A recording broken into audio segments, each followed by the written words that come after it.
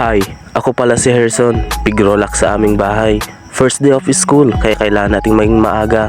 Pero di ko masasabi kung maaga pa ba kasi mag-aalas 8 na ng umaga. Kaya sinasabi ko na lang sa mga kaibigan ko na on the way kahit nagkakape pa lang. Dahil nga sa haba ng bakasyon, di na ako nasanay na magumising ng maaga. Pero paano di ka magigising? Kailangan na lang bombahin yung tinutulugan mo para gumising ka ng maaga.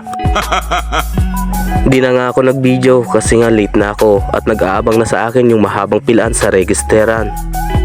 Di pa nga ako nakakaapak sa ISU sa harap ng gate. Niyaya na akong kumain dahil gutom na daw sila sa kakahintay sa akin. Ayan palang mga kasamahan ko. Ngayon lang kami nagkita-kita dahil nga sa tagal ng bakasyon. Kaya kakain na naman kami, di pa kami pumapasok. Charot! Dahil nga sa tagal naming di nagkita-kita, ang daming nagbago tulad ng nakablock na yan na si Victor. Wala nang ipin sa harap kaya parang vampira na. Kaya naman wala naman kaming ginagawa sa ISU.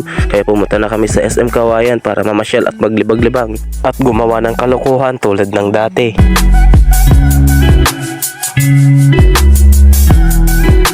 Dito palang libangan namin pag wala kami masyadong ginagawa. Ito yung kinuha ko, driver sa Quantum Automotive.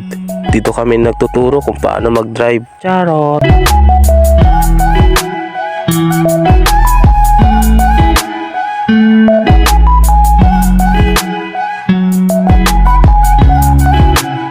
Dahil nga sawa na ang mga kaibigan ko sa paglalaro, na pag-isipan namin na kumanta-kanta kahit sintonado. Kaya pasensya na sa mga hindi pa nakapagtanim, uulan na naman ng malakas.